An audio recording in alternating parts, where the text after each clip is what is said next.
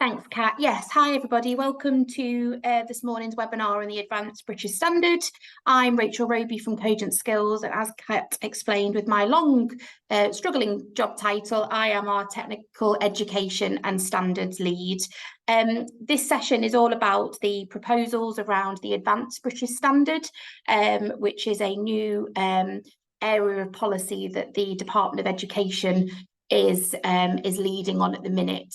They are looking at post-16 reforms for full-time education, and this was previously announced during the Prime Minister's speech at the Conservative Party conference in October, when it was launched alongside a drive to maintain maths and English to 18.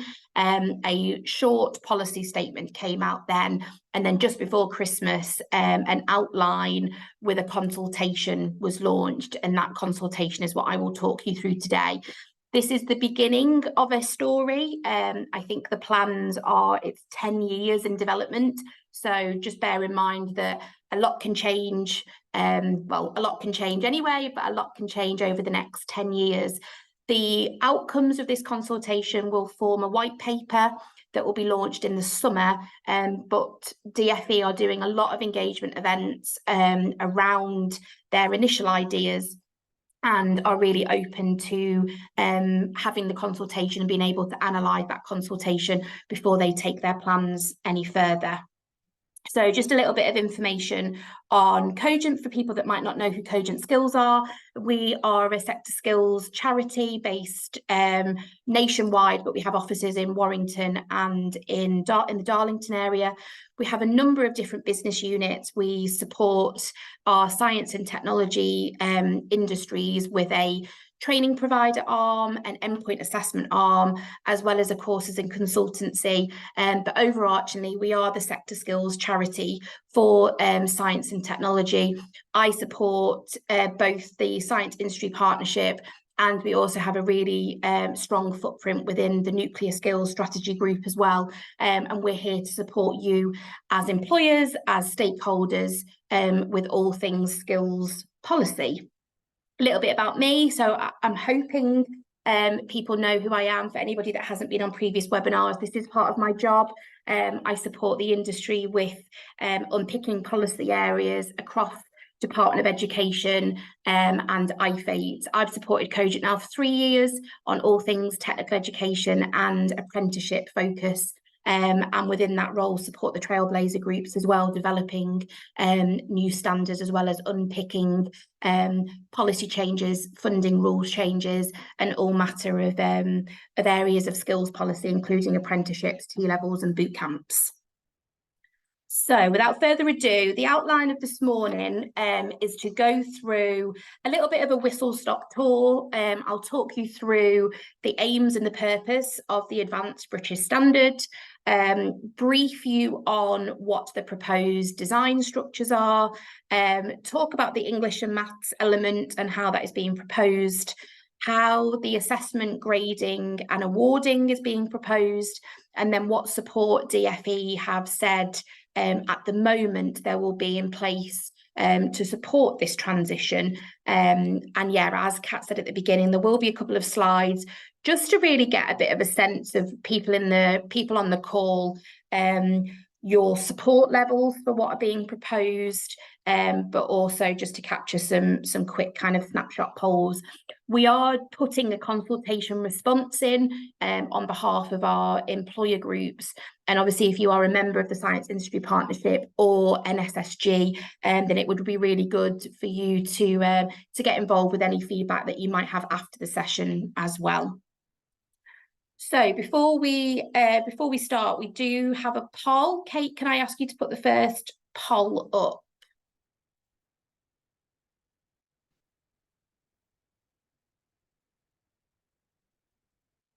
Thank you. So yeah, on a scale of 1 to 10, do you believe that there needs to be an overhaul of post-16 education?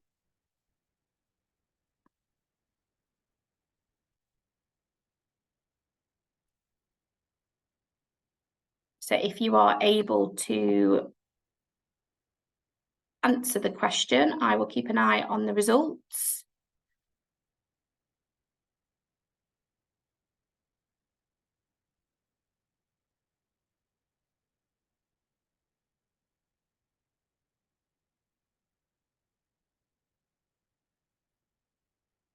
So a bit of a mix. So on a scale of 1 to 10, so we do have a bit of a mixed picture, but I would say we have 20% are saying 5 out of 10 on a scale of 1 to 10, the education system needs to be changed, and 30% are saying, so it's a bit of an even split in the room, but there is a good sense of people that do have views, which is really good to see, that there is an underpinning story behind supporting the government outline of overhauling post-16.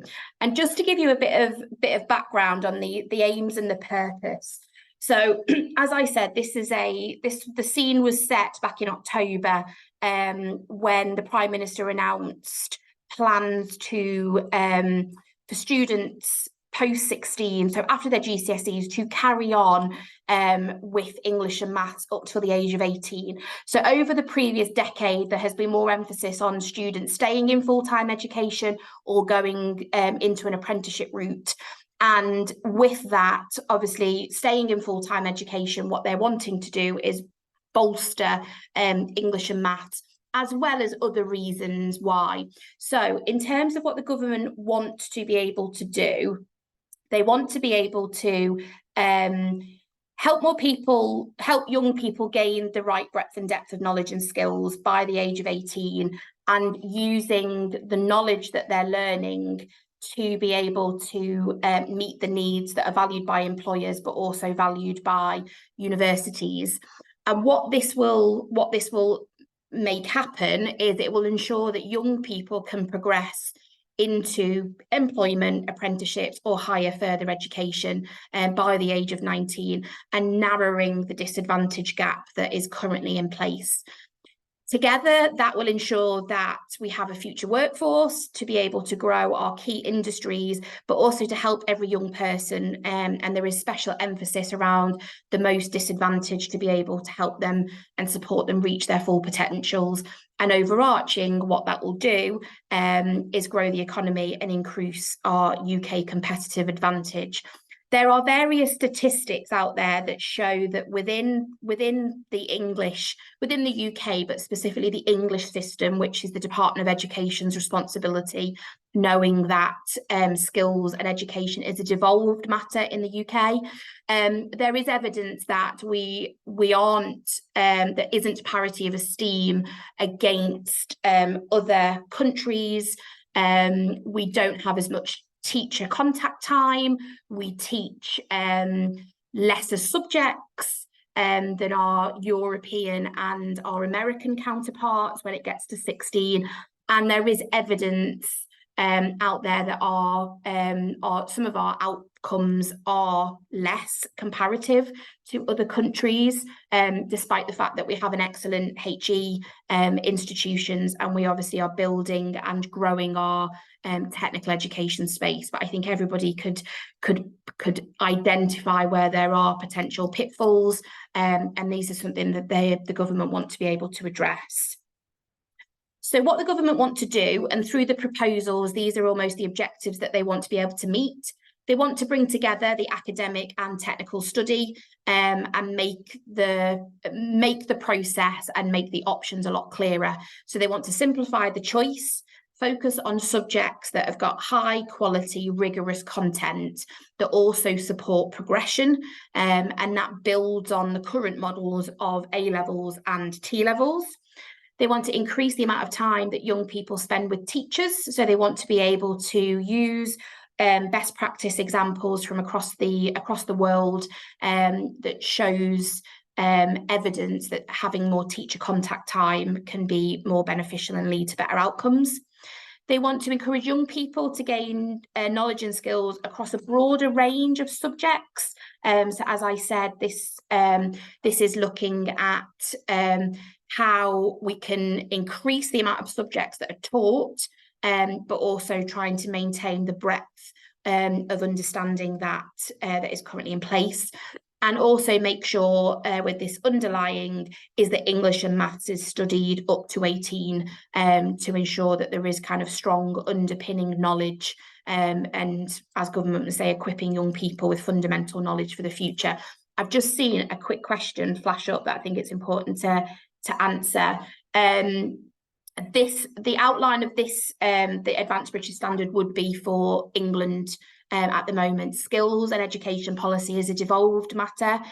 Skills Development Scotland, Welsh Government will obviously have sight of everything that is being done in England, but there are different options depending on where you live in the country, and this would be the model that England would follow in the future, just to answer that question up front. So what could things look like, and what would our young people be studying? So options for the level 3. So if you picture yourself, you're 16, you have just done your GCSEs. If you have a set of results that shows that you are ready to progress onto level 3, which would be the equivalent of going onto a T level now or going onto A levels, so that would be your 5 or 6 subjects at GCSE that have scored a 4, 5 and above, and during your discussions you are being encouraged to go onto a level 3 programme. What they're proposing is 2 pathways. The Advanced British Standard, which would be a similar model to an A-level pathway now. So you would pick 3 subjects, which would be classed as majors, and then you would have 2 minor subjects, which if you think about it in timetable speak, it would be almost half a block of a timetable. And then you would also have employability, enrichment and pastoral time in your timetable blocks. Those 3 majors can be obviously a mix and match of subjects. Within the consultation document, there are visuals of kind of direct preferred pathways. So a wild example, if you were going to if you knew that you wanted a pathway through your post-16 to go and then become a doctor, then there is obviously some ideal subjects that you would take at A levels to be able to progress. But what DFE are proposing is that they have almost outlines of what subjects would lead into certain courses, either at university or to get you onto future study. Where the English and Maths comes in is whether or not you pick English and Maths as a major or a minor. So give an example, you could pick biology and physics and maths as your majors. You would then need to pick English as one of your minors, as you must still continue both maths and English to 18. If you pick 3 majors that don't include maths and English, then you would be mandated to do English and maths as a minor subject in both. If you were looking at the occupational pathway, and the best way I can describe this would be if you are looking at a T-level pathway now, or in the past you would be looking at a BTEC route. What they are proposing is again, if you look at the visual on the slide, you have got a subject-specific block, and then you have a double occupational specialism. So if you relate this back to T levels that are out at the moment, if we take an engineering example, you would have your first block on the left would be engineering kind of 101, where you would learn the overarching principles of engineering, and then that double occupational specialism would be a pathway specific, whether it's mechanical, electrical, C&I, or in another example, it could be to specialise as a composite technician, as an example. So you would have a subject-specific block, you would have a double block that would be your occupational specialism, and then you would be mandated to do English and Maths as your 2 minor options. You would then have an industry placement block as per the current T-level funding requirements, and you would also have employability, enrichment and pastoral block as well. So that's what they're looking at the moment. You'll see how that compares to the current model. My kind of key takeouts from this is that Advanced British Standard doesn't look an awful lot different to what the options would be now. The mandated part would be obviously a major or a minor in maths and English. And similarly, if you were going down a T-level route, again, it doesn't look dissimilar to now, except for it as well, they are bringing in mandatory maths and English. Now, there is a debate because maths and English is often covered or should be covered more within the T-level programme. So there were discussions at an event I was at recently around whether you could build more English and maths into your occupational specialism or into that kind of the red blocks. But at the moment, the way it's been proposed is it would be kept out of the actual content of the curriculum within the specialism and the subject, and you would learn maths and English as separate subjects. So that's our level 3 outline.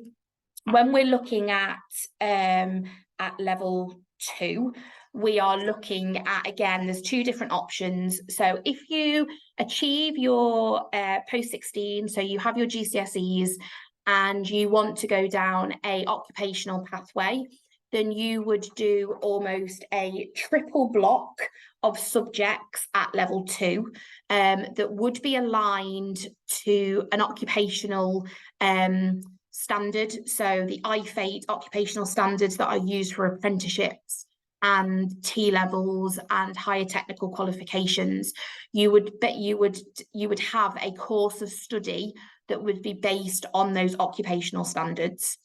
And you would also do English and maths, and you would also do your employability, your enrichment, and your pastoral. And that would be 1 or 2 years, depending on the outline of the occupational standard. So depending on the occupational route or pathway that you're looking at.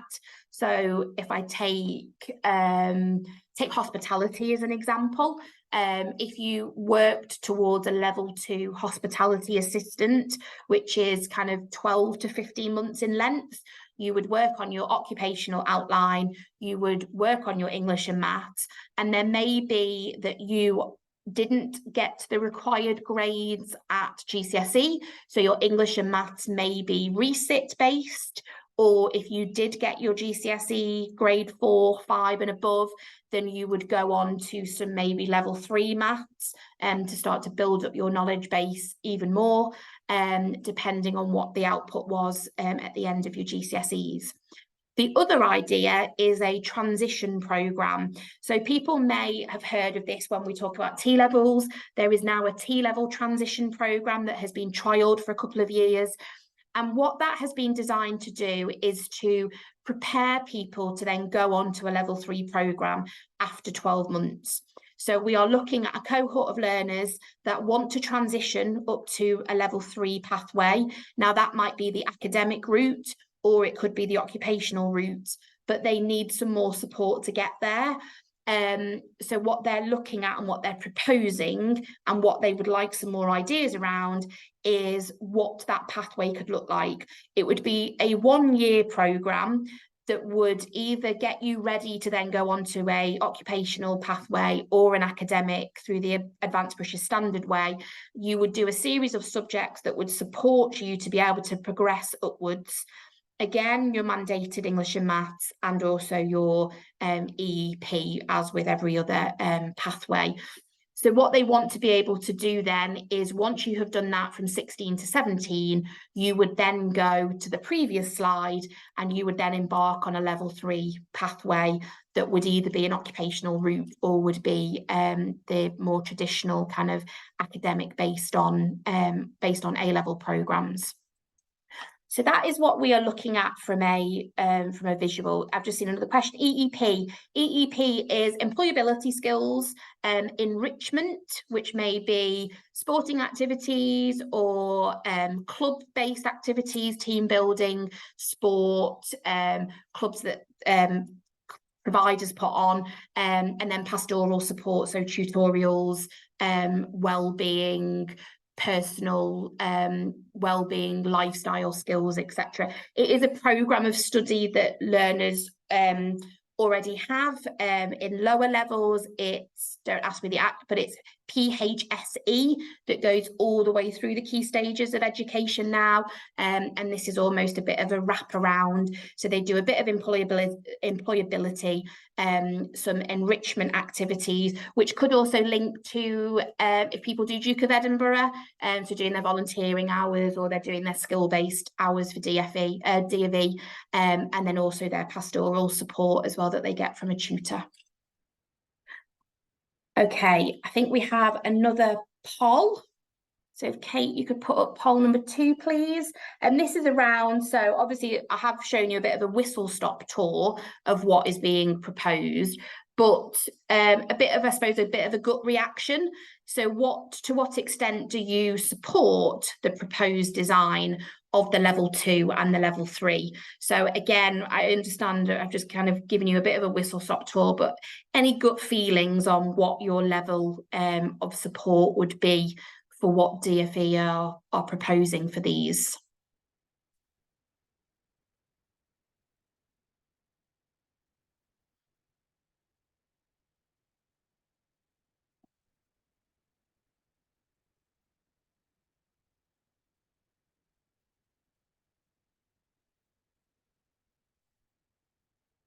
Just give a couple more seconds if people can make any last minute choices. And then if we can pull the results up when Kate, you're happy to.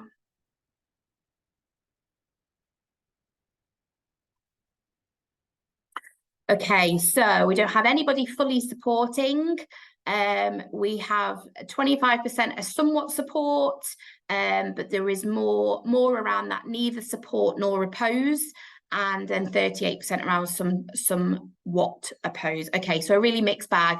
And I'll be totally honest with you, that was very much the picture, sitting in a room of a real mishmash of people in London a couple of weeks ago. There was they did a similar presentation. They asked for polls all the way through, and there was a really mixed bag of responses then. So really interesting that also marries through. Just to focus a little bit more on the English and maths, and I don't think we can deny that there are underlying reasons why obviously the English and maths was the main announcement that came out during the party conference season, and a lot of what has been built up through this has been built around the English and maths and the mandatory nature. So I just thought it was worth just putting 5 minutes aside just to be able to drill down a little bit more into that English and maths aspect. So with the rules around studying English and maths, I think nobody can deny the importance of English and maths, using it in work, in our lives, that we need to make sure that we do have a good level of English and maths.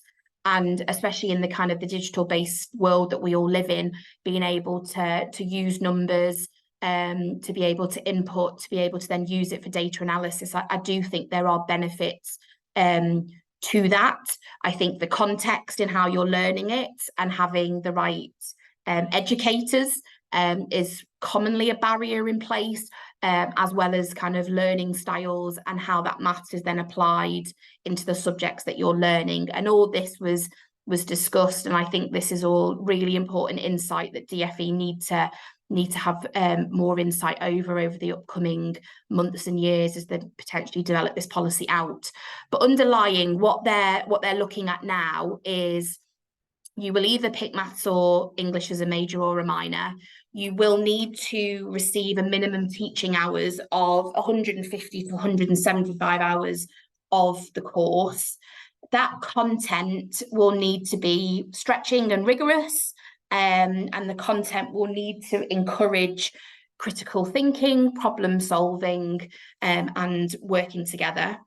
Also, the study of maths should deliver breadth and depth, and what they are looking at is different ways that this could be applied, whether it's theoretical maths or applied maths, again, whether it's theoretical English and kind of more traditional language or literature-based teaching, or whether it falls into a bit more kind of report writing, analysing, reading information for purpose, that would be kind of more maybe occupationally relevant and contextualized.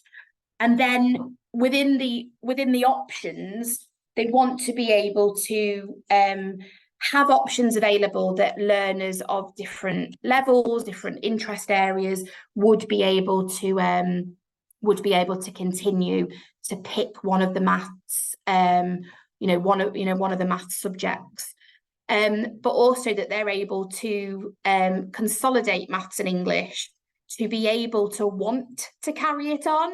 And I think from talking personal experience, but also talking to people, a lot of that barrier is, I like maths, I like English, I'll carry it on. Or at the moment, what I unfortunately tend to hear is, I can't wait to finish my maths and then I don't need it.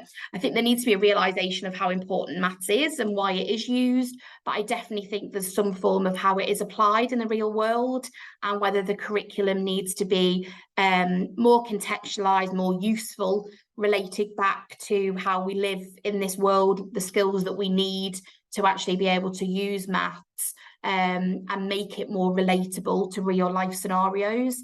And I think that's equally, if not more important, on potentially the occupational pathway route. If you can really relate the English and the maths that you're teaching back to the job that you're doing and how what you're learning is going to benefit you, it would support that level of engagement more. But again, if people have got differing views, I'd be really keen to hear them either through the questions in the chat or through future conversations that we have about this. But yeah, there's some of the reasons why. There's a big section in the consultation specifically around the maths and English, so I did think it was worth talking about it a little bit more. When we come to the assessment and grading, so obviously this, there is a consultation. This is the kind of the first stab in the dark of how they would want to assess the subjects, how they would want to grade.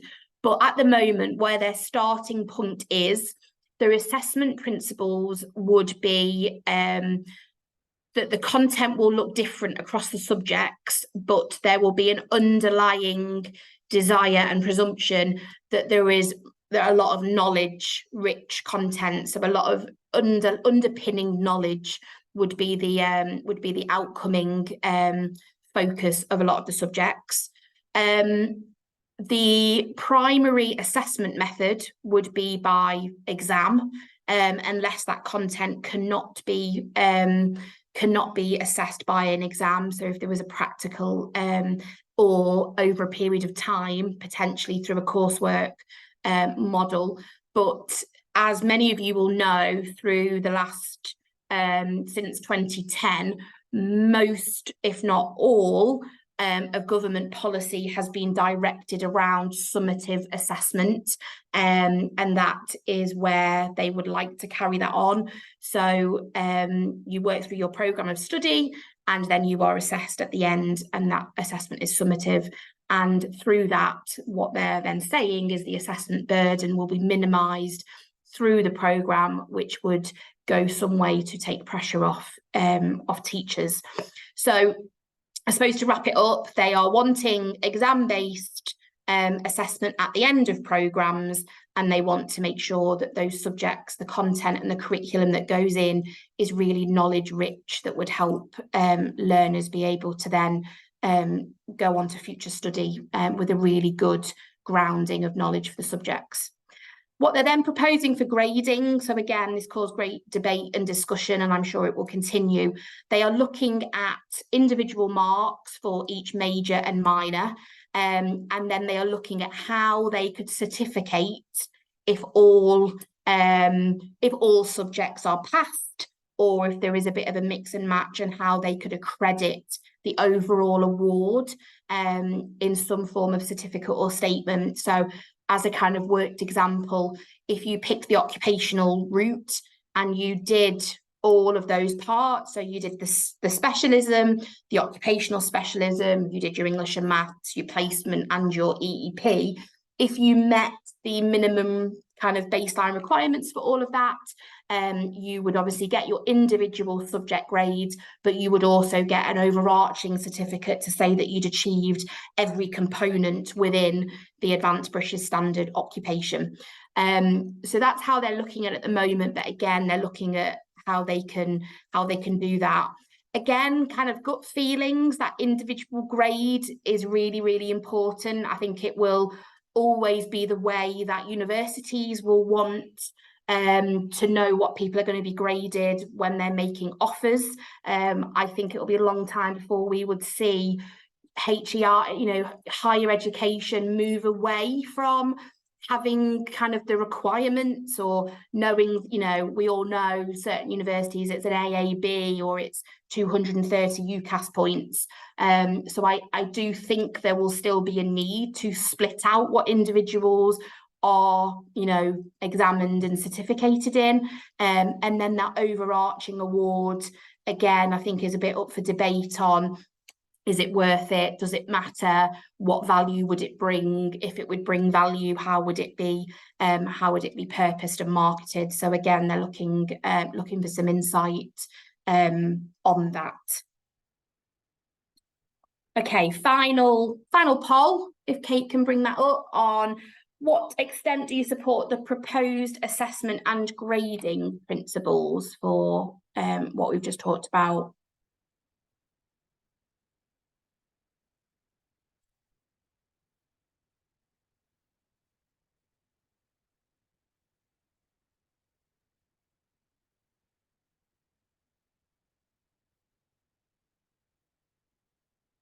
Everybody could just take a sec to fill that poll in, and then if we can go to the results in a sec, Kate.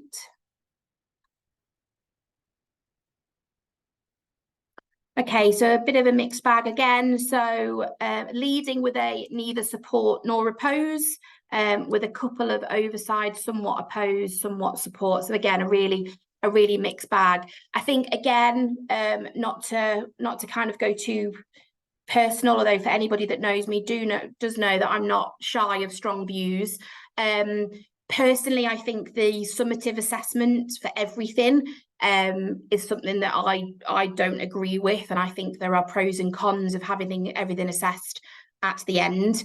I think removing on programme assessment, although I see the benefits of not having too much assessment burden for teachers, I think there definitely warrants on programme assessments. I think there's a very big argument out there in some realms that doing 2 years of study and then just being tested on one thing is a memory test rather than a really in-depth assessment on the knowledge and the skills that they've built up.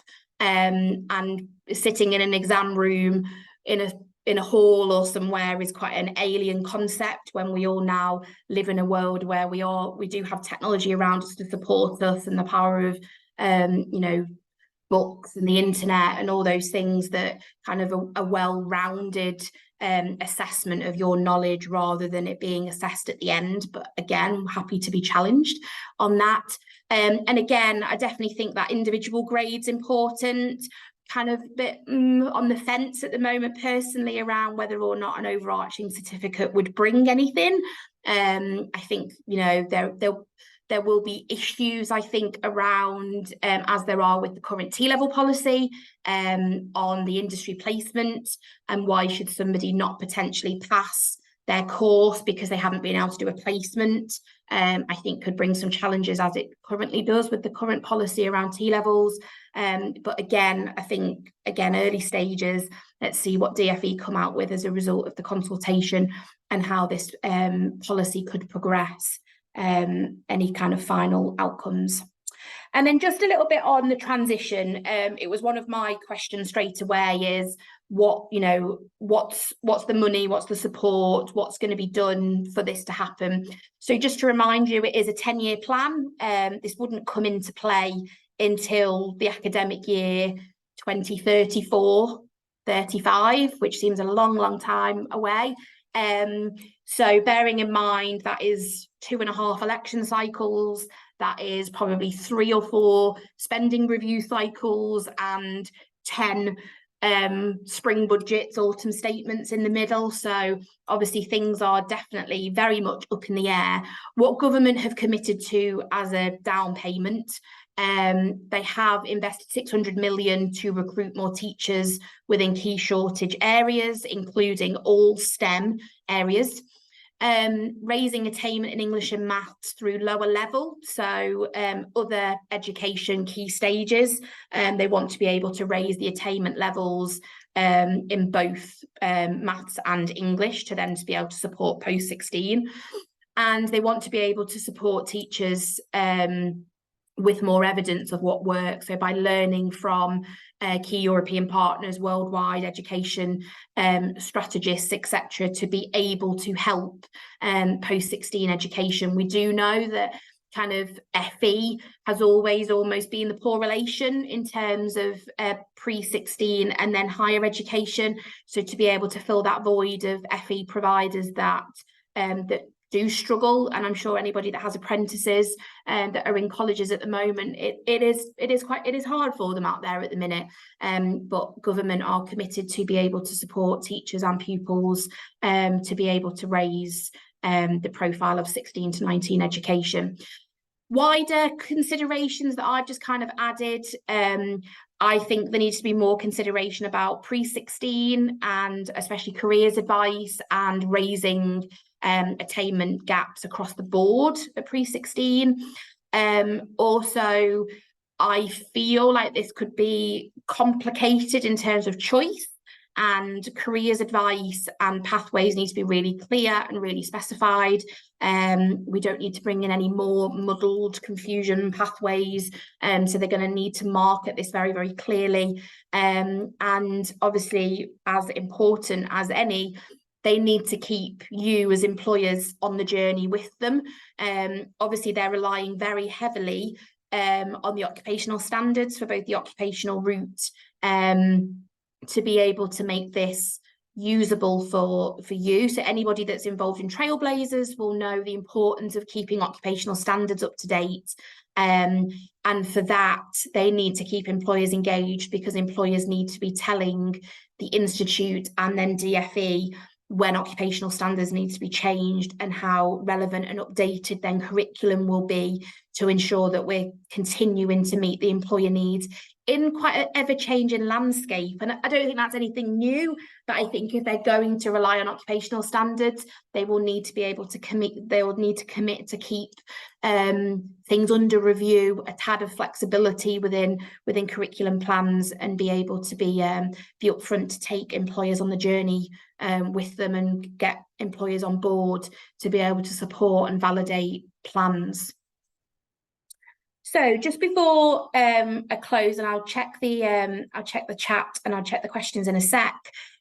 Formalities, I will include the links. We'll share out the recording and these links following the session.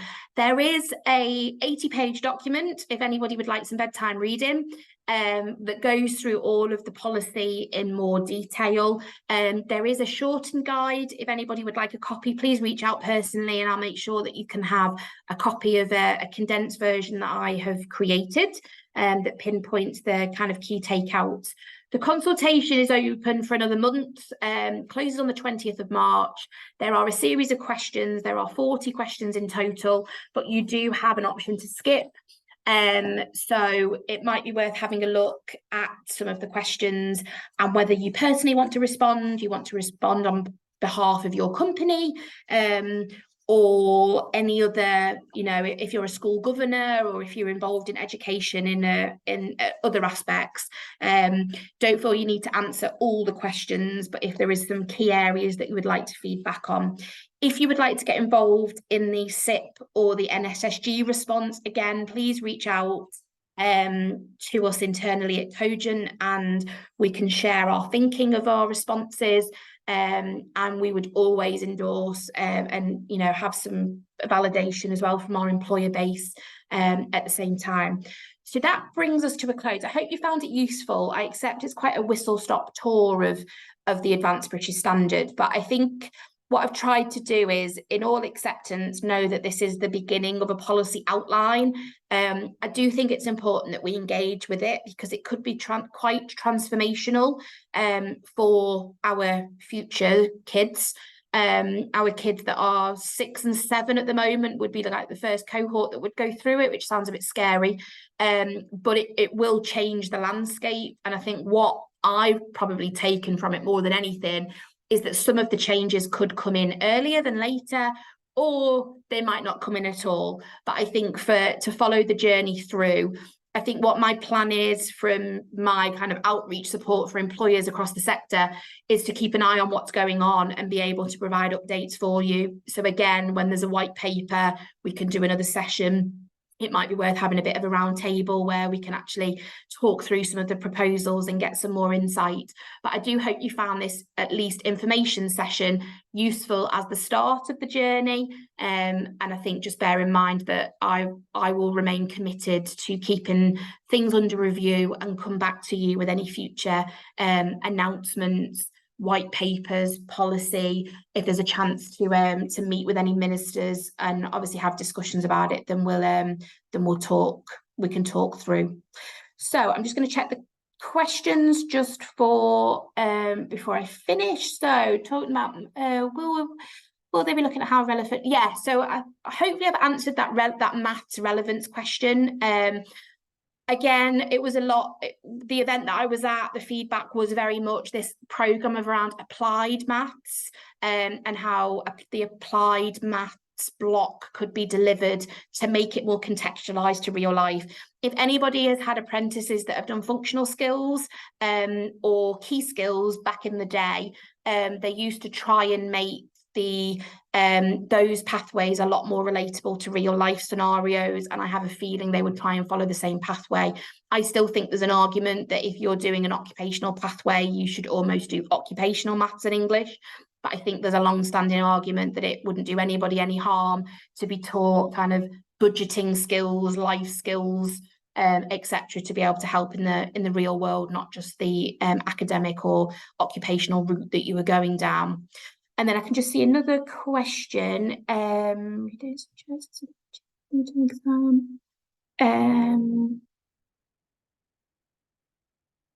Yes, there's a question around the overall assessment, and I think it's more of an opinion, I suppose, rather than again, I do think there's an argument where exams and where non-exam subjects have and agree with that mix of assessment methods to be inclusive. The word inclusivity came up a lot, and I think it will continue to come up a lot. And that balancing act of what we do exam-based and what we don't have to do that's purely exam-based. And a really nice wrap up from Martin, who supports it, is at Cogent with the nuclear, about not being able to continue her maths to 18. Yes, in tears. I would have been exactly the same as well. And I think that's probably one of the barriers that we almost need to break down as well. Why do kids want to stop doing maths at 16? And how can we turn that round? But that isn't going to be done if we don't address pre-16 maths, because we're almost leaving it to post-16. Because if you haven't, I think my anecdote, if you haven't passed it by the time you've got to 16 and you're counting down the days to finish your maths, then it's then going to be really hard for teachers to try and convince people to stay at it and for it to be a mandatory part of your education post-16. So I do think there's definitely an argument of let's try and fix pre-16 so that we don't have people in tears at the thought of having to carry it on for another 2 years. But I can definitely remember that anxiety myself from when I was at that age. Fab. Thank you for those that have put questions in the chat. It's really helpful to get a bit of context, and thank you for the lovely feedback as well. If anybody does have any follow-up questions, they want to reach out separately, or they want to get in touch at any point, please, obviously, hopefully you've got my email. If not, we'll put it in the roundup. We will get the recording out within the next couple of days.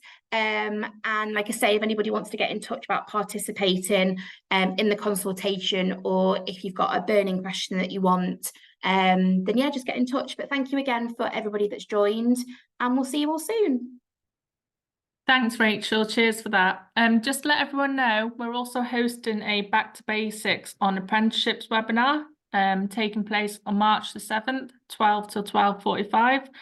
There's some details of this on our website, and I'll also email you across the registration details along with today's recording as well. Thanks everyone for taking the time out of your busy schedules to listen, and hope to see you next time.